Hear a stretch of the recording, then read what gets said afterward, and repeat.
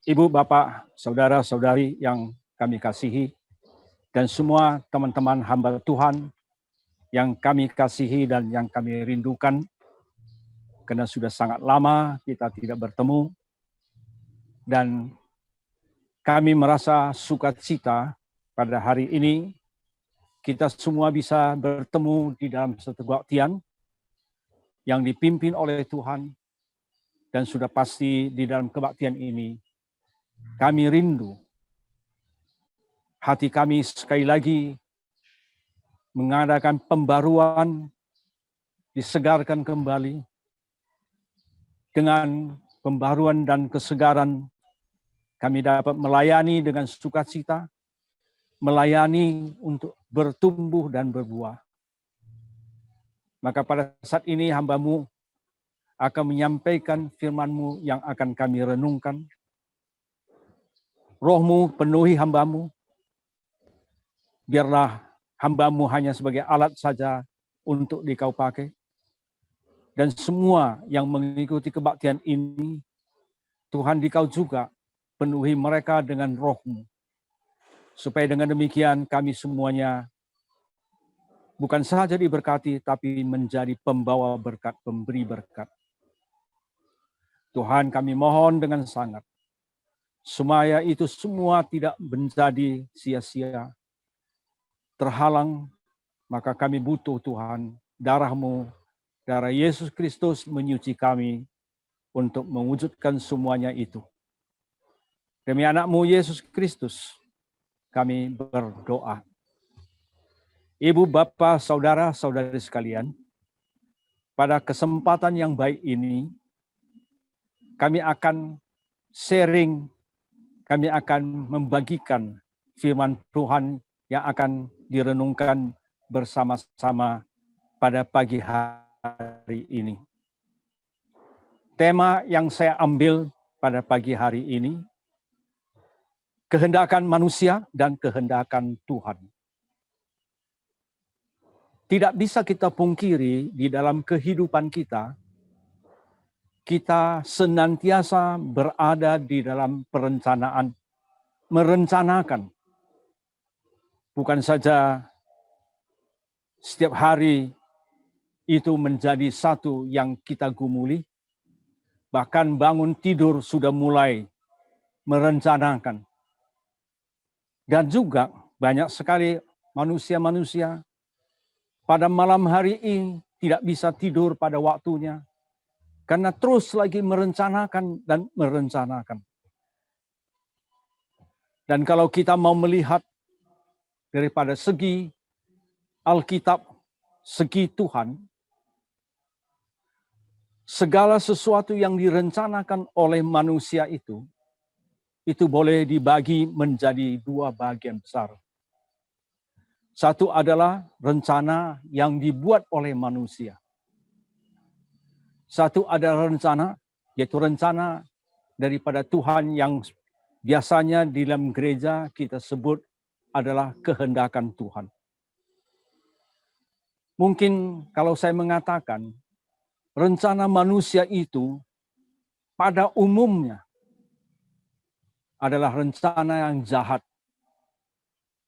Rencana yang di dalamnya banyak tipu muslihat. Rencana yang hanya mementingkan diri sendiri. Rencananya adalah semua itu boleh saya hancurkan, tetapi saya ini tidak boleh dihancurkan. Semua itu boleh nomor satu, tetapi semua itu boleh nomor dua, tetapi saya tidak boleh nomor dua. Saya harus ada yang teratas. Mungkin ini sepertinya begitu ekstrim yang saya katakan tentang rencana manusia.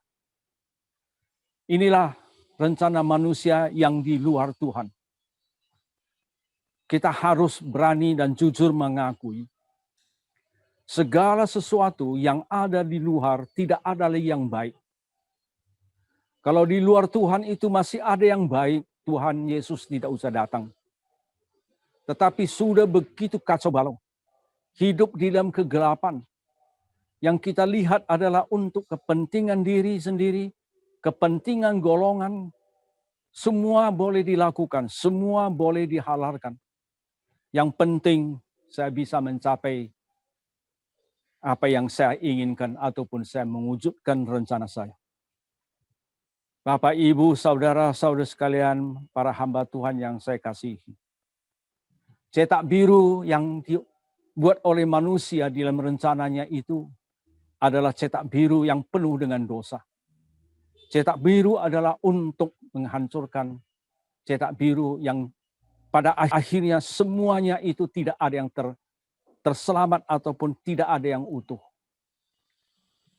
Biasanya di dalam kehidupan kita itu ada rencana singkat, ada rencana panjang. Singkatnya sekarang saya rencanakan mungkin 2 jam kemudian sudah bisa diwujudkan. Rencana jangka panjang mungkin rencana kita mulai hari ini dan nanti kita akan nampak hasilnya 5 tahun.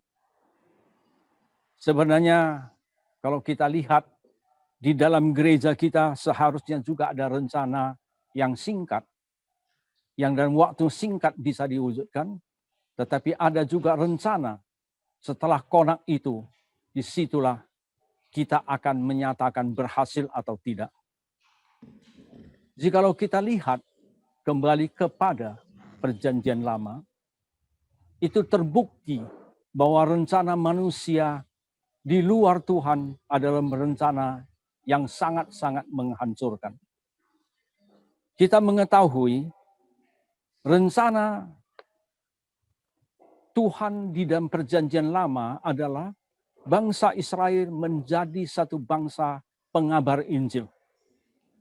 Yang dihunjuk oleh Tuhan melalui bangsa ini untuk menyebarkan Injil ataupun menyebarkan firman Tuhan ke seluruh dunia supaya melalui pengabaran mereka bangsa-bangsa di dunia ini kembali kepada Tuhan, mengenal Tuhan dan taat kepada Tuhan. Kita dapat melihat waktu mereka berada di dalam pembuangan di Mesir. Di situ mereka hidup tanpa rencana. Karena mereka, apapun mereka rencanakan, itu tidak akan dapat terwujud karena mereka adalah budak tawanan. Hari ini hidup, besok mati, itu juga ada di tangan pemerintah Mesir ataupun Firaun. Untuk itulah waktu Tuhan melalui Musa memimpin mereka masuk ke dalam tanah Kanaan, ada satu yang sangat tegas yang tidak boleh ditawar-menawar. Singkat, tapi itu sangat menentukan. Maka kita dapat melihat melalui Musa, akhir juga setelah di tanah Kanaan, melalui Joshua, Tuhan tegas mengatakan, jikalau kalian ikut saya, dengar kata saya, setia kepada saya, yaitu melalui kehendakan Tuhan itu menjadi kehendakan mereka. Tuhan itulah yang pertama, Tuhan itulah nomor 1. Maka dengan demikian kalau kalian mengikut saya, kalian mendengarkan, menjalankan apa yang saya sudah sampaikan, maka kalian itu akan menjadi satu negara yang penuh berkat. Kalian bisa nanti 1 orang mengalahkan 10 orang. Tempat-tempat yang di situ tidak ada untuk bisa bertanam cocok tanam di situ akan menjadi ladang-ladang subur. Dan lain-lain sebagainya kita tahu juga. Kita tidak usah membahas secara panjang. Itu adalah satu perjanjian. Satu pesan daripada Tuhan. Dan jikalau tidak, maka mereka itu akan terbuang. Mereka akan menjadi budak kembali. Mereka akan hidup dalam pemberitaan. Dan kalau kita melihat sejarah daripada bangsa Israel di dalam perjanjian lama, kita dapat melihat akhirnya mereka apapun tidak ada lagi. Mereka itu orang tertawan.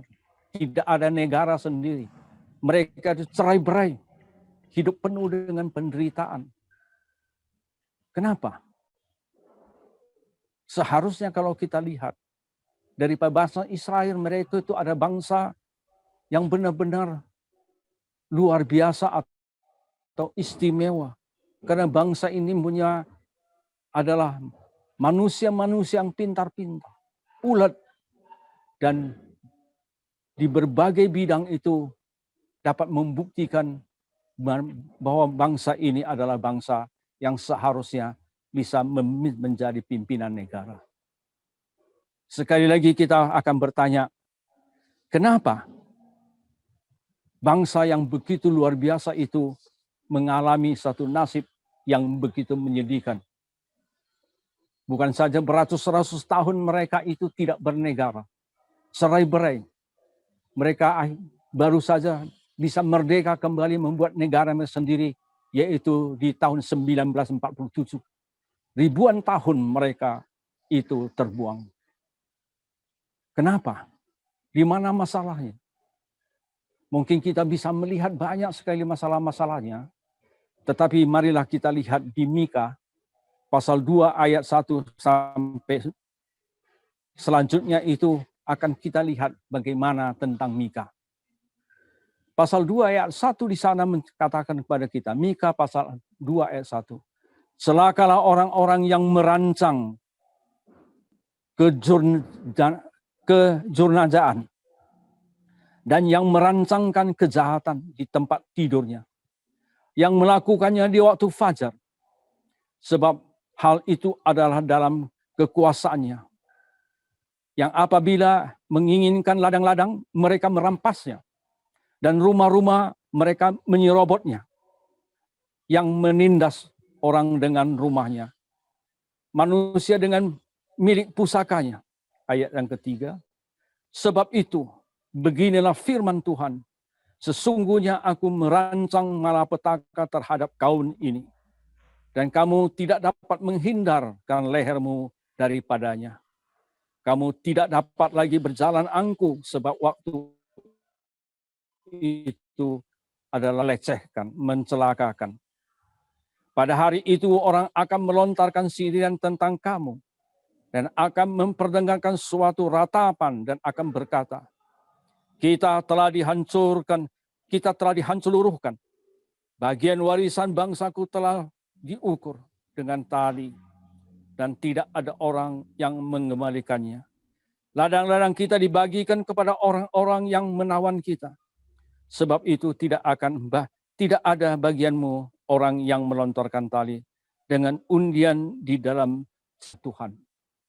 Dari Mika ini kita dapat melihat bangsa Israel itu di situ yang mereka rencanakan, yang mereka rancangkan adalah hal-hal yang sangat jahat.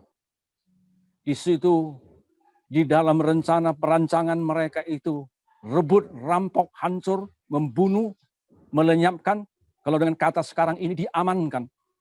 Supaya dengan demikian mereka bisa mendapat rumah lebih banyak lagi. Supaya bisa mendapat ladang lebih banyak lagi. Supaya bisa mempunyai kuasa lebih besar lagi. Ini yang dilakukan bangsa Israel. Tetapi Tuhan berkata kepada mereka, apa yang sudah mereka buat di luar kehendakan Tuhan, di luar rancangan Tuhan, rancangan-rancangan yang penuh kekejian dan kekejaman itu, membuat bangsa ini terpuruk, membuat bangsa ini menjadi bangsa yang terbuang sekian ribu tahun lamanya. Untuk itulah kita dapat melihat, untuk itulah melalui perjanjian lama dengan jelas itu bukan menjadi satu sejarah yang kita baca sebagai buku cerita. Bukan kita baca sebagai buku komik. Tetapi itu adalah cermin bagi kita yang ada hidup sekarang ini. Khususnya kita yang ada di dalam gereja-gereja. Kita dalam gereja ini, kita dihadapkan oleh satu pertumbuhan perkembangan gereja. Tetapi mari kita renungkan.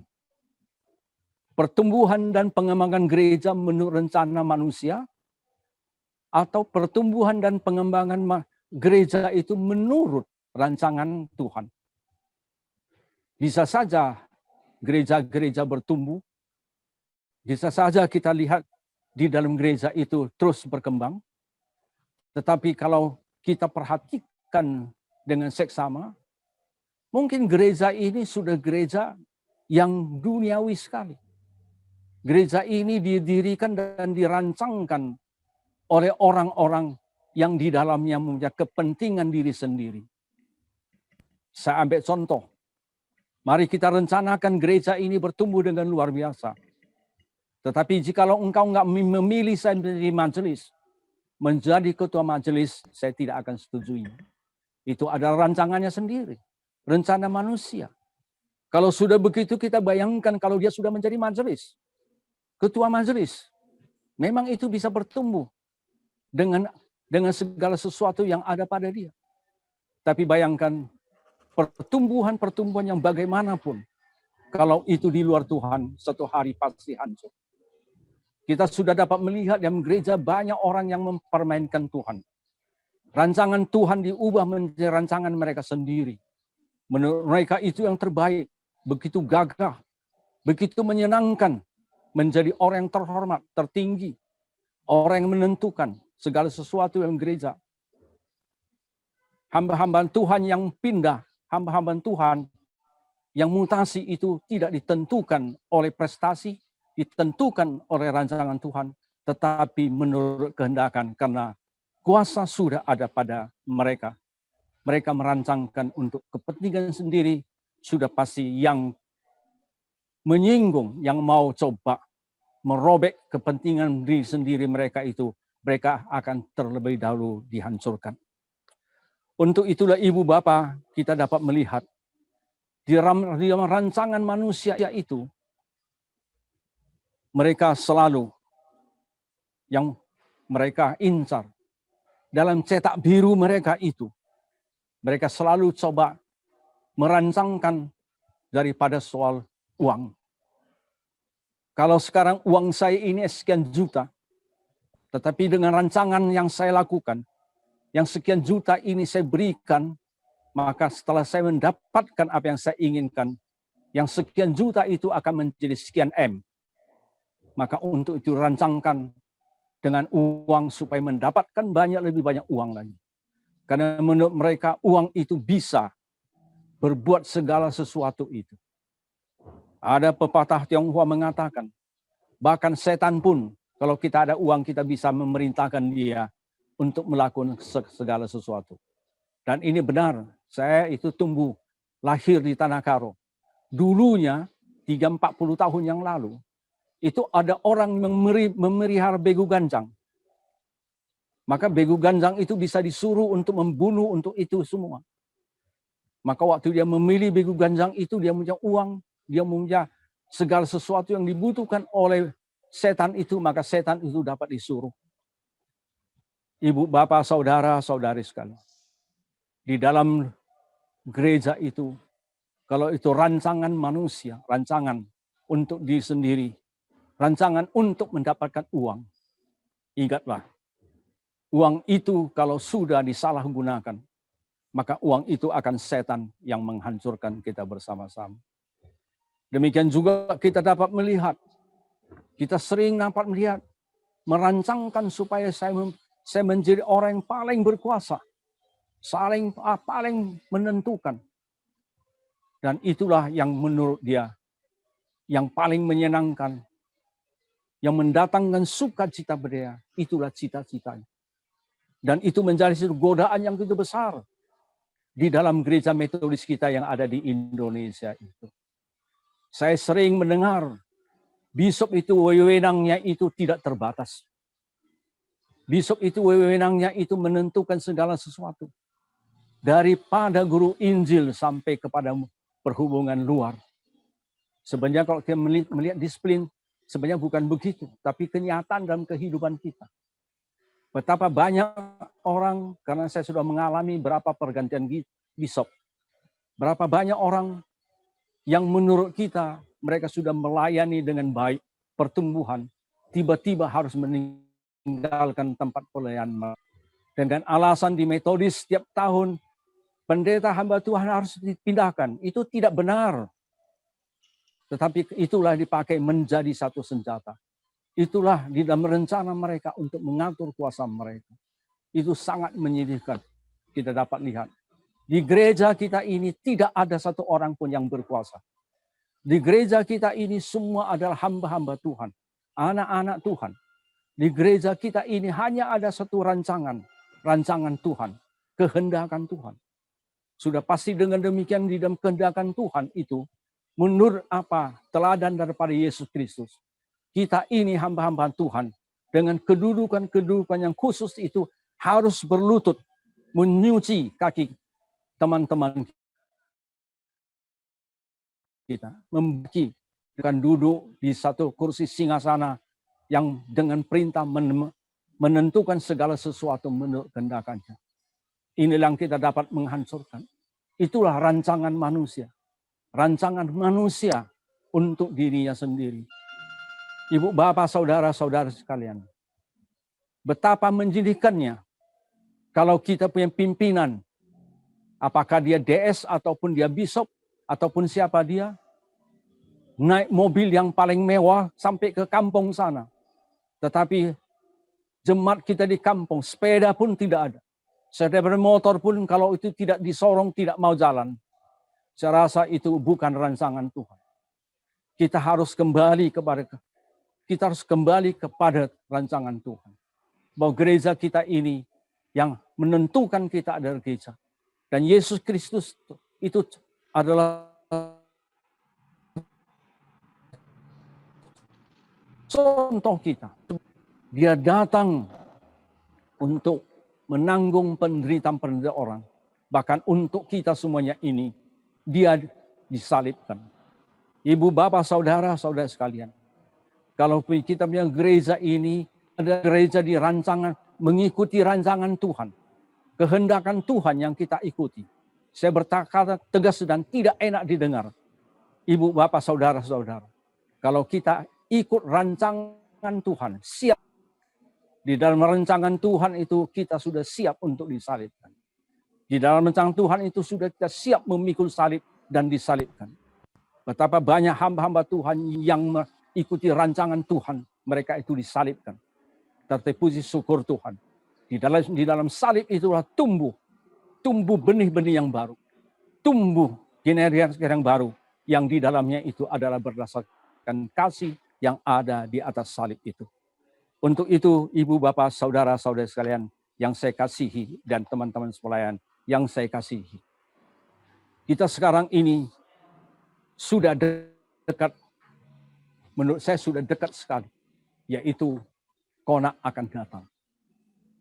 Pengalaman saya yang melayani sudah hampir 50 tahun.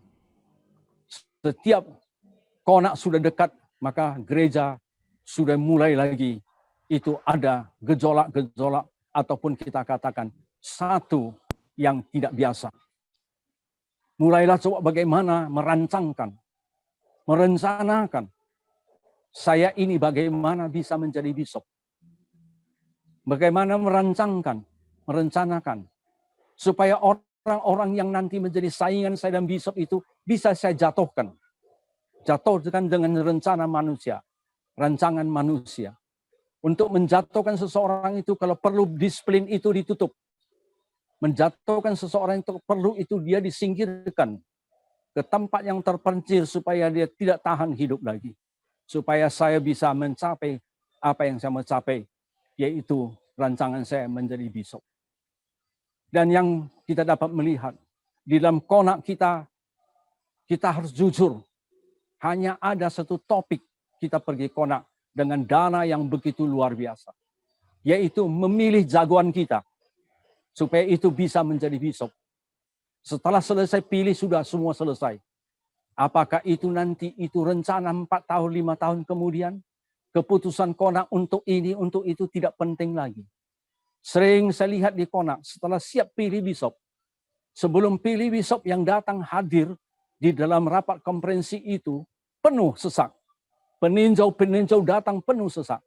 Tetapi sudah jagonya terpilih, dan juga ada jagonya yang sudah rontok, maka selanjutnya kita dapat lihat yang mengikuti konferensi itu hanya tinggal lebih kurang setengah orang.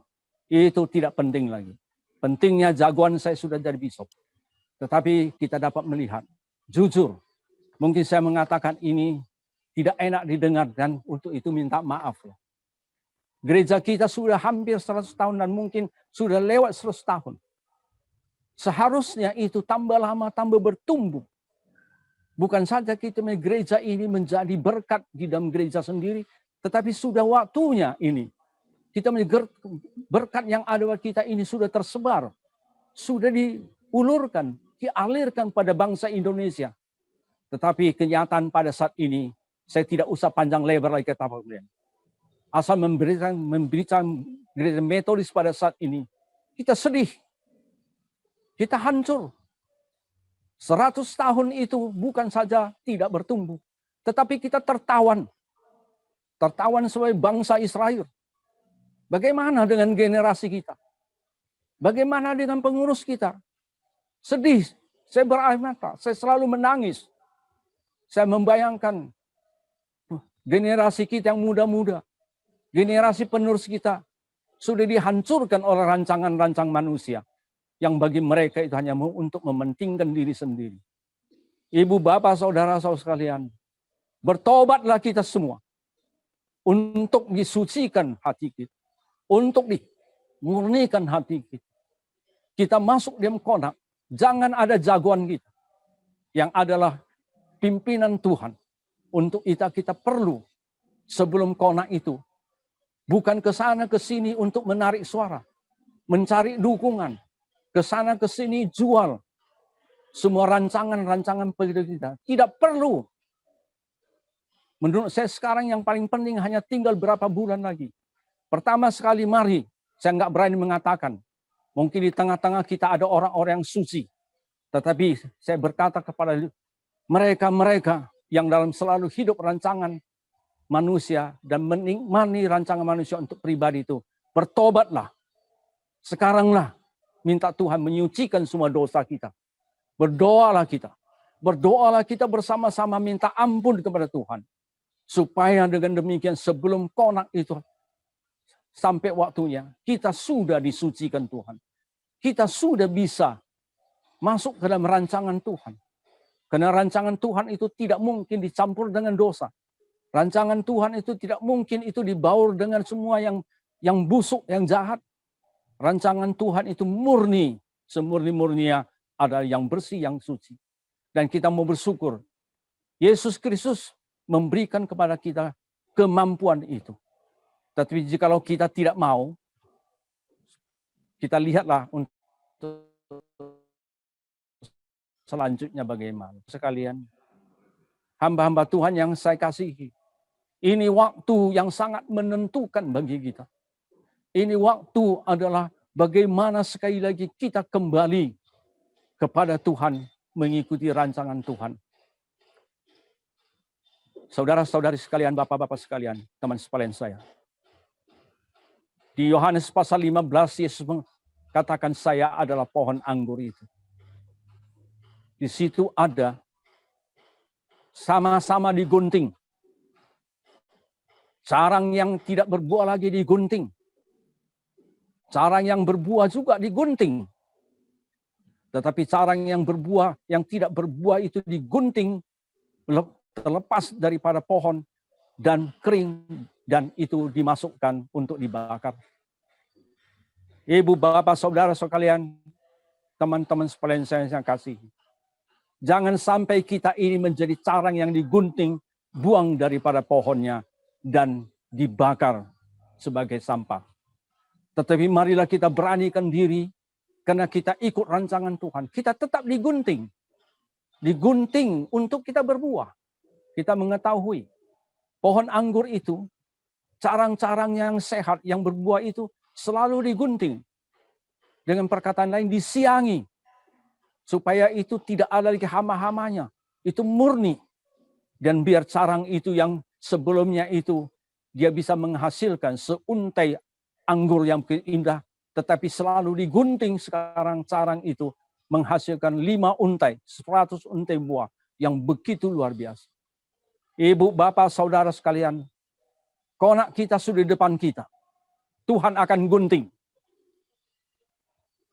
Tetapi kita digunting untuk dibuang, atau kita digunting untuk generasi penerus yang menghasilkan buah-buah yang luar biasa. Ini terkembali kepada kita. Marilah kita semuanya anak-anak Tuhan. Kembalilah kepada Tuhan. Tuhan mengasihi kita. Tuhan tidak mau kita ini digunting dan dibuang. Tuhan ingin kita mengikuti kehendakannya, digunting, disiangi untuk berbuah lebih lebat lagi. Kepada teman-teman saya, hamba-hamba Tuhan yang ada di pelosok sana, saya sampaikan pada kalian, saya hormat kepada kalian. Saya junjung tinggi kepada kalian, saya respect kepada kalian. Karena walaupun kalian ditempatkan di pelosok-pelosok sana itu, kalian melayani dengan baik. 1 minggu khotbah 4-5 kali, nggak ada orang untuk menggantikannya. Kalian terus berkhotbah. Anak-anak nggak tahu sekolah kemana, kalian tetap setia kepada Tuhan.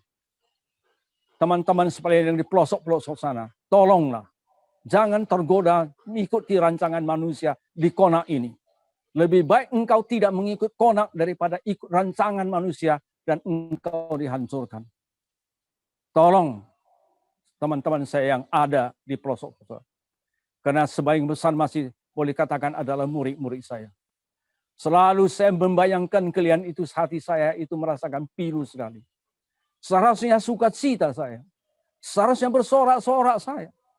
Tetapi dari murid-murid saya sekarang ini, gereja tambah menderita. Tambah terpuruk. Saya dengarkan ada tempat yang gaji-gajinya pun tidak bisa diberikan lagi. Sampai di mana pertumbuhan gereja kita? Sampai di mana kita bisa bersorak-sorak? Di Konta pernahkah kita semua sama-sama bersorak, memuji Tuhan? Karena kita sudah berhasil. Tetapi tidak. Kita selalu trauma pergi ke Konta karena kita takut, kita khawatir. Sekali ini nggak tahu kemana lagi kita pindahkan.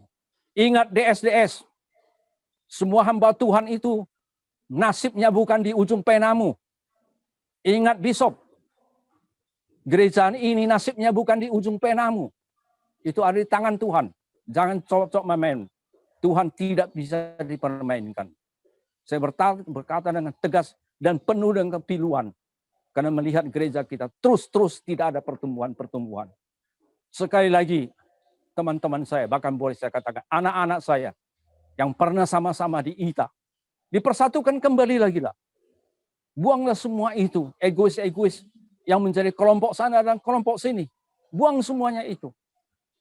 Berpeluk kembalilah. Biarlah minta Tuhan untuk menunjukkan siapa yang akan menjadi pimpinan kita. Itu akan indah sekali. Dan sekali lagi Tuhan, kita juga memohon kepada Tuhan. Pimpinan-pimpinan kita bukan saja melalui Bishop DS dan lain-lainnya itu adalah hamba. Bukan penguasa. Bukan hakim menentukan. Maka hamba biarlah melayani sebagai hamba yang tulus. Setiap saat berada di samping Tuhan. Menunggu perintah Tuhan bagaimana melayani dengan kasih. Kami mohon konta kita ini menjadi konta yang luar biasa. Konta yang merancangkan apa yang Tuhan inginkan untuk di kemudian hari menjadi suatu keindahan luar biasa. Mungkin bagi saya yang sudah berusia ini, tidak ada kesempatan lagi mungkin melihat konak-konak yang akan datang. Tetapi alangkah sedihnya kalau terus begitu tambah lama tambah terpuruk. Bagi saya sangat tidak mau itu saya bawa untuk meninggalkan dulu. Anak-anak saya yang saya kasihi, yang dari ITA, tolong berikan kepada saya sebagai orang tua kalian satu sukacita di usia tuanya melihat keberhasilan kalian. Keberhasilan kalian karena taat kepada Tuhan. Keberhasilan kalian karena kalian itu mau dipersatukan dengan Tuhan. Keberhasilan kalian itu bukan dirancang oleh manusia. Keberhasilan kalian itu karena kalian setia kepada setia pada rancangan Tuhan. Maka dengan demikian Tuhan akan memberikan kepada kalian seorang yang handal sekali dan sudah pasti dengan demikian termasuk DS dan hamba-hamba Tuhan dan gerejanya itu menjadi satu kesatuan yang bertumbuh luar biasa. Inilah firman Tuhan yang saya sampaikan pada kita pada pagi hari ini. Sekali lagi maafkan mungkin dalam penyampaian saya ini sepertinya kurang begitu enak untuk didengar. Sepertinya bukan lagu Mina Bobo, tetapi satu lagu untuk berperang dengan iblis. Mari kita berdoa.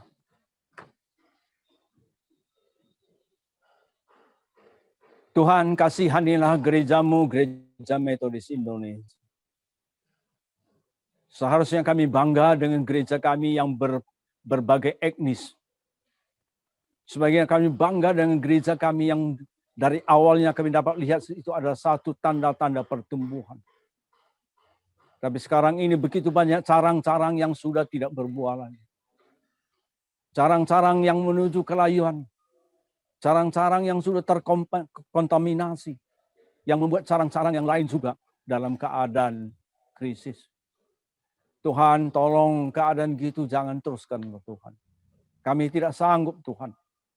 Khususnya kalau kita melihat generasi kami yang akan datang. Dengan apa yang sekarang ada ini, bagaimana mereka bisa memuliakan nama.